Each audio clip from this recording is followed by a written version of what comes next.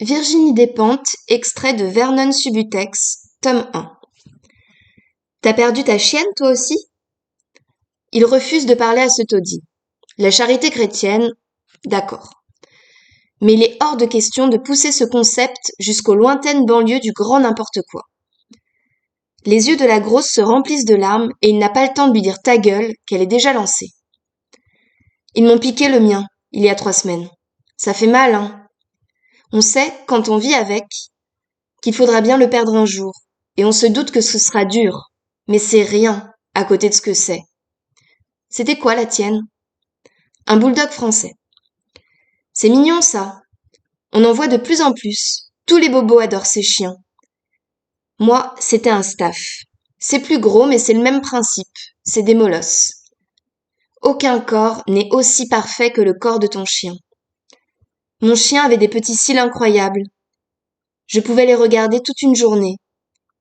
Jusque dans ces détails, mon chien était une créature sublime.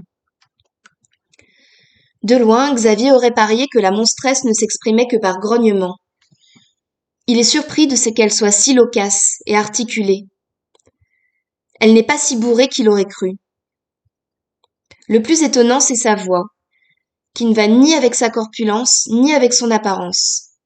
Elle a une voix à faire de la radio, une très belle voix. Il sait de quoi elle parle. Colette aussi avait de jolis cils. Il faut être un maître comblé pour remarquer ce genre de choses. Il ne peut pas l'envoyer chier, après ce qu'elle vient de lui dire. C'est le principe même d'avoir un chien. On parle avec des gens à qui on n'adresserait pas la parole dans la vie normale. Il acquiesce. Ça a dû être terrible pour vous. La liste de toutes les choses quotidiennes que tu adorais faire et que tu ne feras plus. Je donnerais tout. Je ne peux pas dire tout ce que j'ai rien. Mais je donnerais un rein pour embrasser sa babine. Je veux passer ma main sur son ventre. Je veux qu'il me regarde quand je me réveille. C'est impossible qu'il ne revienne pas. Attilinou. Tu comprends de quoi je parle? J'attends qu'il arrive en balançant ses grosses fesses.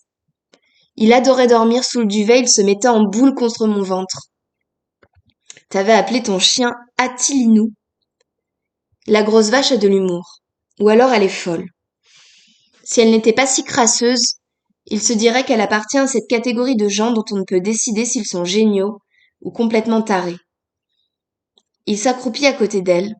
Tant pis pour les distances.